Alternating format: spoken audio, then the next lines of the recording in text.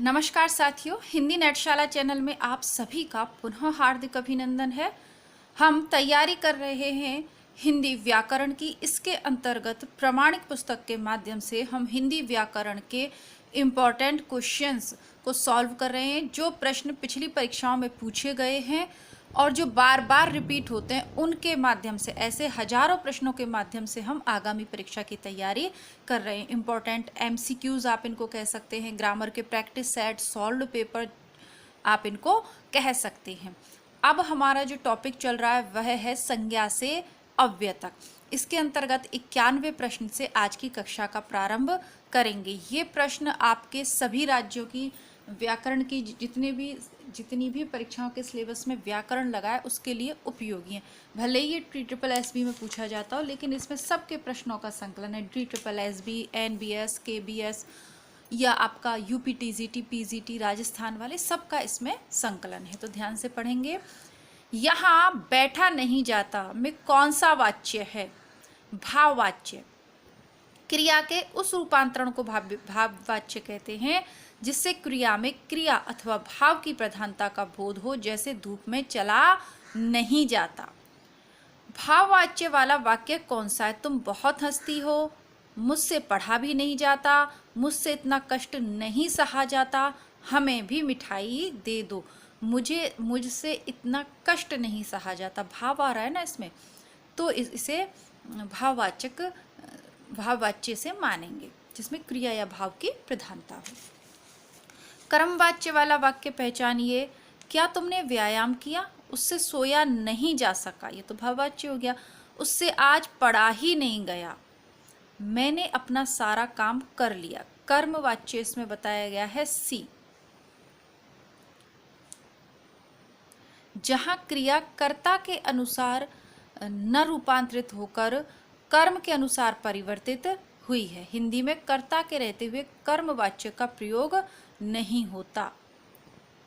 तो ये कर्ता है मैंने, इसलिए इसे कर्मवाच्य, जहाँ कर्ता है वह कर्मवाच्य नहीं होगा। आप करें मैंने अपना सारा काम कर लिया, तो इसमें भी तो कर्म हो रहा है, लेकिन यहाँ कर्ता उपस्थित है, इसलिए यहाँ कर्मवाच्य नहीं होगा। पानी पीता हूँ के स्थान पर मुझसे पानी पिया जाता है लिखना गलत होगा। हाँ, निषेध अर्थ में ये लिख सकते हैं कि मुझसे पत्र नहीं लिखा जाता, उससे पत्र नहीं पढ़ा जा सकता। समझ में आ गया होगा आपको कर्म और कर्तावाच्य में अंतर। वाच्य कितने प्रकार के होते हैं? वाच्य 3 प्रकार के होते हैं: कर्तृवाच्य, कर्मवाच्य और भाववाच्य। क्रिया के उस रूपांतरण को वाच्य कहते हैं जिससे इस बात का बोध होता है कि वाक्य के अंतर्गत कर्ता, कर्म अथवा भाव इसमें से किसकी प्रधानता है, किसके अनुसार क्रिया के पुरुष वचन यदि आए हैं। इसी के आधार पर वाच्य के 3 होते हैं: कर्तृ, कर्म और भाव। जब आपको लगे कि इसमें जो वचन प्रयोग हुआ या पुरुष प्रयुक्त हुआ वो स्वयं करता है, अपने लिए बोल रहा है, तो कर्तृवाच्य। कर्म की क्रिया की प्रधानता है तो कर्मवाच्य। जब भाव या क्रिया की प्रधानता है वह भाववाच्य। कौन सा शब्द अविकारी है? गाय, तुम्हारा, अचानक और सीता। अचानक शब्द अविकारी या अव्यय है।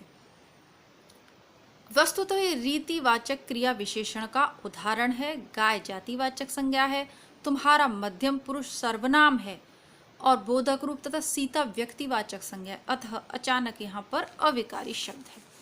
आजकल मौसम बदलने लगा। रेखांकित पद का पद परिचय क्या होगा? TGT 2016 में पूछा है। यह पद कालवाचक क्रिया विशेषण है। कालवाचक क्रिया विशेषण है। बदलने लगा है क्रिया का विशेषण है। क्रिया बदलाव हो रहा है, यानी क्रिया में बदलाव हो रहा है, तो क्रिया की विशेषता क्या है कि वो बदल रहा है। अतः ये कालवाचक क्रिया विशेष। कालवाचक तो इसलिए आजकल, यानी हमें समय का बोध हो रहा है, तो कालवाचक हो गया। क्रिया विशेषण हो गया, बदलने लगा है क्रिया का विशेषण। ठीक है। कृदंत शब्द कृत प्रत्यय का उदाहरण है। धनवान, नमकीन, नीलिमा और खिलाड़ी। कृदंत शब्द कृत प्रत्यय का उदाहरण खिलाड़ी है। क्रिया या धातु के अंत में प्रयुक्त होने वाले प्रत्ययों को कृत प्रत्यय कहते हैं और उनके मेल से बने शब्दों को कृदंत। ये प्रत्यय क्रिया या धातु को नया रूप देते हैं। खेल, खिलाड़ी। अब कृत्य प्रयोग का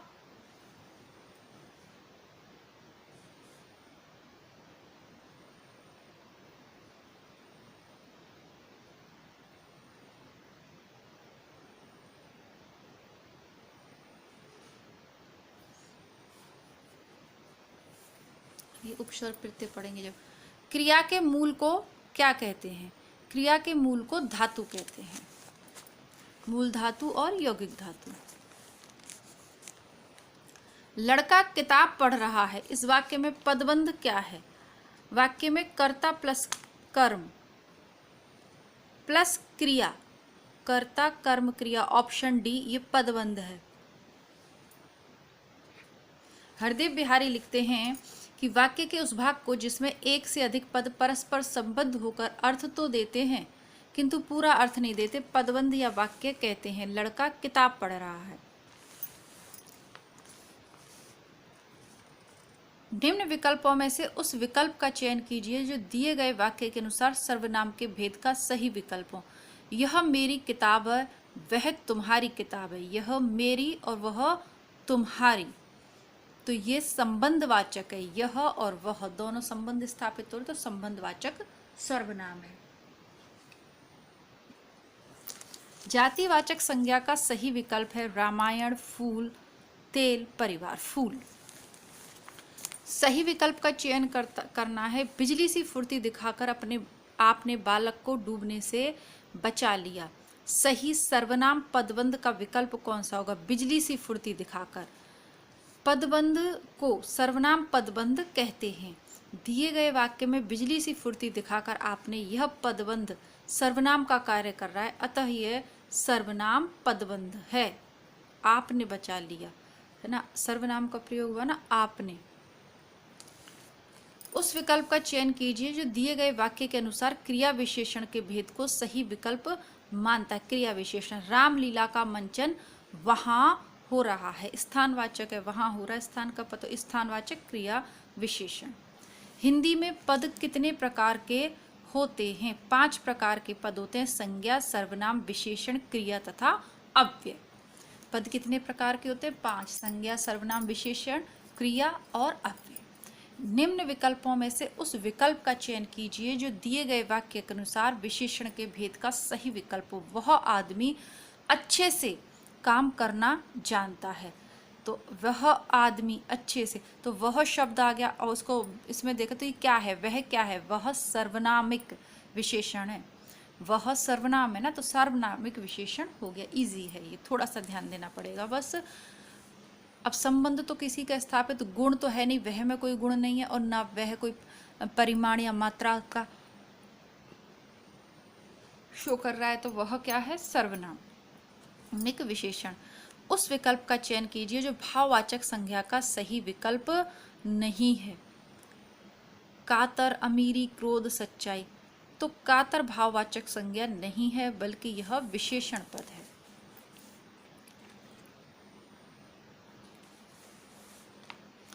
निम्न वाक्य में कोष्ठक में दिए गए पदों का परिचय वाला विकल्प चुनिए। यह उसकी वही कार है जिसे कोई चुरा कर ले गया था। वही जिसे, उसकी मतलब संबंध स्थापित हो रहा, तो संबंधवाचक सर्वनाम। उस विकल्प का चयन कीजिए जो भाववाचक संज्ञा का सही विकल्प नहीं है। शीतल, मित्रता, शैतानी, भ्रातृत्व, तो ये शीतल नहीं, क्योंकि शीतल का भाववाचक शीतलता होगा, है ना, शीतल तो गुण है। उस विकल्प का चयन कीजिए दिए गए वाक्य के अनुसार सही क्रिया के भेद का विकल्प हो। हम कुली से बोझ उठवाते हैं। हम कुली से बोझ उठवाते हैं, सही क्या? प्रेरणार्थक है ये, नाम धातु नाम है नहीं, अकर्मक संयुक्त कुछ भी नहीं है, प्रेरणार्थक है, क्रिया के भेद हैं। ठीक है। निम्न विकल्पों में से उस विकल्प का चयन कीजिए जो द्रव्यवाचक संज्ञा का सही विकल्प है। फूल, सेना, परिवार, दाल। दाल द्रव्य है। व्युत्पत्ति के आधार पर संज्ञा 3 प्रकार की होती है, रूढ़, यौगिक और योग रूढ़। अर्थ की दृष्टि से संज्ञा 5 प्रकार की होती है, व्यक्ति, जाति, द्रव्य, समूह और भाव। जिस मापतोल का बोध हो द्रव्यवाचक कहते हैं, जैसे ठोस पदार्थ, सोना, चांदी, तांबा, लोहा, ये सब द्रव्य है। और तेल, पानी, दाल, दही, घी, धुआं, ऑक्सीजन आदि, है ना, ठोस, द्रव, गैसीय, तीनों ही इसको द्रव्यवाचक के अंतर्गत आ जाते हैं। आप में से जो विद्यार्थी नए हैं, इस चैनल को पहली बार देख रहे हैं, थोड़ा सा आज मेरी आवाज़ धीमी रही, तो हल्का सा थोड़ी सी परेशानी हो रही है हेल्थ को लेकर, लेकिन डेली प्रैक्टिस सेट आपके आएँ, इसके लिए मैं पूरी तरीके से प्रतिबद्ध हूँ। आप लोग कुछ महत्वपूर्ण लिंक्स तो मैं डिस्क्रिप्शन बॉक्स में दे दूंगी। इसके अलावा आप प्लेलिस्ट चेक करके स्वयं अपनी परीक्षा की पूरी तैयारी कर सकते हैं। आप चाहे नेट की, असिस्टेंट प्रोफेसर, टीजीटी, पीजीटी किसी भी राज्य से कर रहे हों, विषय वस्तु दोनों चैनल्स के प्लेलिस्ट में उपलब्ध है, तो चेक करें। कोई भी संशय हो तो कमेंट करके पूछ लें। धन्यवाद।